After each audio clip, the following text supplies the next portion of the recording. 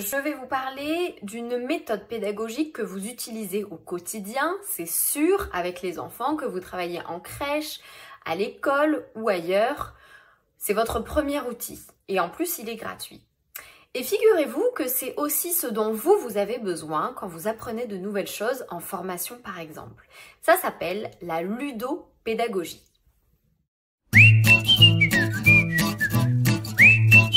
La ludopédagogie, c'est l'art d'utiliser les mécanismes du jeu pour faciliter l'apprentissage.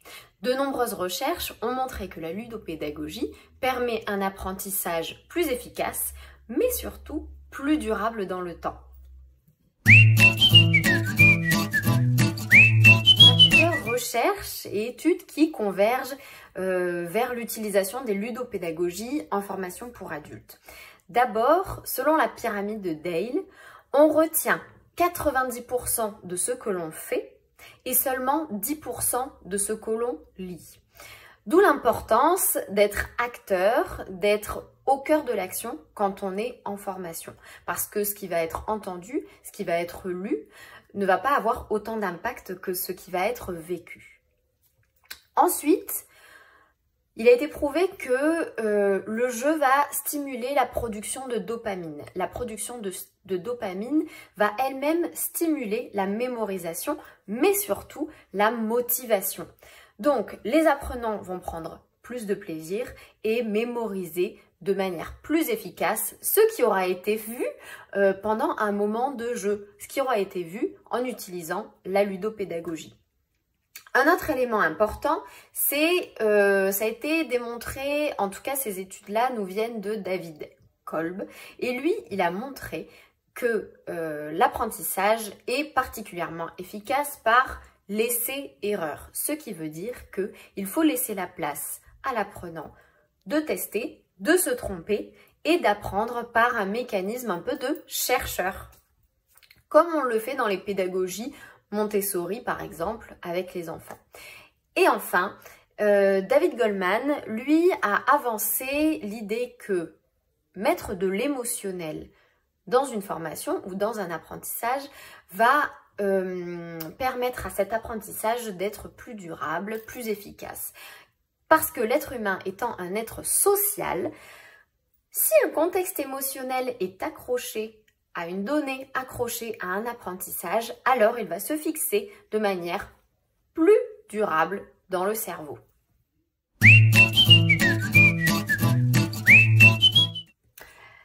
Concrètement, comment on fait en formation pour utiliser la ludopédagogie? Alors, avec les mômeries, la première chose qu'on a utilisée dès le départ, ce sont les jeux de rôle.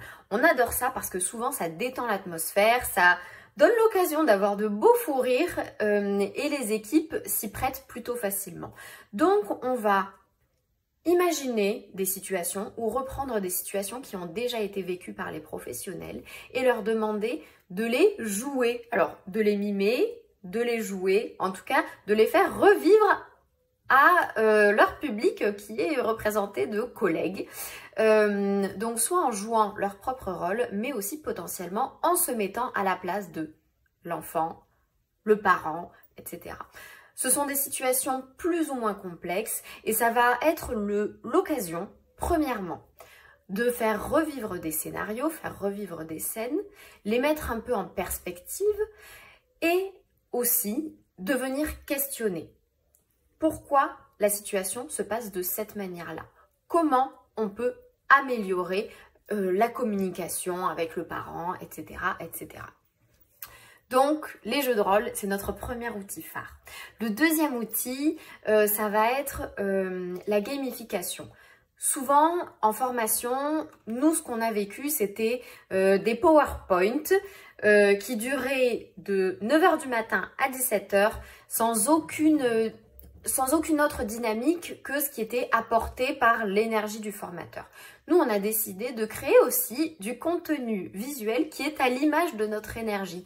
Donc, on va proposer des présentations hyper dynamiques. Parfois, ce sont des escape games virtuels qu'on propose à faire soit tous ensemble en équipe, soit en individuel quand on est sur une formation en virtuel, enfin une formation en visioconférence. mais ça va être aussi potentiellement un escape game qui va commencer sur la présentation à l'écran qu'on projette sur le vidéoprojecteur et qui se poursuit en réel avec des petits jeux qu'on fait avec les participants, etc., etc. En tout cas, l'idée, c'est de rendre ludique, dynamique, tout ce qu'on donne à voir et à entendre aux participants de la formation. Et ce qu'on préfère, ce qu'on a mis en place de manière un peu plus récente, mais qui a vraiment un énorme succès auprès des apprenants, ce sont les jeux de société. En fait, on va transformer des jeux de plateau, des jeux de société qu'on aime utiliser à titre personnel, le Time's Up, le Trivial Poursuite, le Brin de Jazette, tous ces jeux qu'on adore, on les transforme pour les utiliser dans nos formations sur les thématiques. On a déjà partagé le Brin de Jazette spécial agressivité, mais on a aussi imaginé un jeu de loi autour du développement moteur de l'enfant. Bref, il y a plein de choses à faire, plein de choses à créer. Ça prend du temps en amont, mais ensuite c'est vraiment un outil que les équipes adorent et qu'elles réinvestissent ensuite en équipe et qu'elles ont vraiment envie de garder. On a une directrice qui nous disait que sur la thématique de l'agressivité, en 1h30 de partie, il y a eu une avancée sur la réflexion de l'équipe et sur la dynamique du changement impressionnante par rapport à tout ce qui avait été tenté via des articles, via les réunions, etc., etc. Donc, on est hyper fiers de ce format-là, transformer les jeux de société selon les thématiques de formation. Et pour terminer, la ludopédagogie, ça passe aussi par des outils de co-construction des savoirs. Par exemple le mind mapping, ou alors le World Café, etc. Tous ces outils collaboratifs qui vont nous permettre de co-construire le savoir, co-construire le contenu de la formation. Ce qui fait que ensuite, les équipes peuvent se réapproprier, potentiellement rajouter des branches sur le mind mapping qu'on a construit ensemble, etc., etc. Alors, pourquoi c'est particulièrement adapté d'utiliser cette méthode en formation?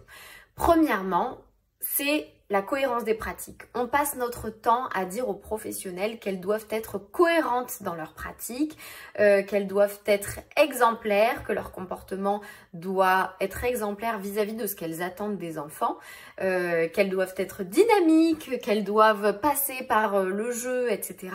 Eh bien nous, si on ne fait pas exactement la même chose, ça n'a aucun sens. Donc premièrement, ce n'est pas faites ce qu'on dit, mais c'est faites ce qu'on fait avec vous. Deuxième élément, c'est autour de la gestion du stress et aussi de la lourdeur que peut représenter une journée de formation. Pour des équipes qui ont l'habitude de travailler avec des enfants, qui ont l'habitude d'être en activité, debout, à courir partout toute la journée, c'est impensable de rester 7 heures de formation assis sur une chaise à écouter quelqu'un en train de parler.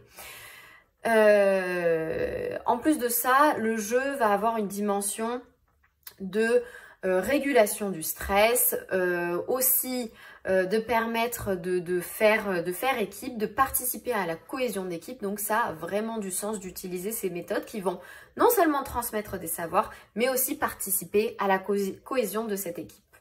Et puis ça travaille aussi l'adaptabilité, apprendre à travailler en équipe, à collaborer en équipe, etc., etc. Ce qui est sûr, c'est que la ludopédagogie, ça a de résultats concrets. On les observe, nous, jour après jour pendant nos formations, mais ça a été aussi prouvé par des études. La ludopédagogie, c'est ce qu'on utilise dans nos formations au quotidien. Nous, on en observe les effets immédiats et à long terme à travers le retour de nos participants, le retour des directions, etc. Mais en plus, il y a quand même des études qui ont prouvé que ça augmente la rétention des connaissances de plus de 40% et ça augmente aussi l'engagement des apprenants de plus de 60%. Voilà, nous, ça nous paraît une super méthode d'apprentissage. Si vous voulez tester les formations avec la ludopédagogie via nos formations, vous pouvez nous contacter. À bientôt!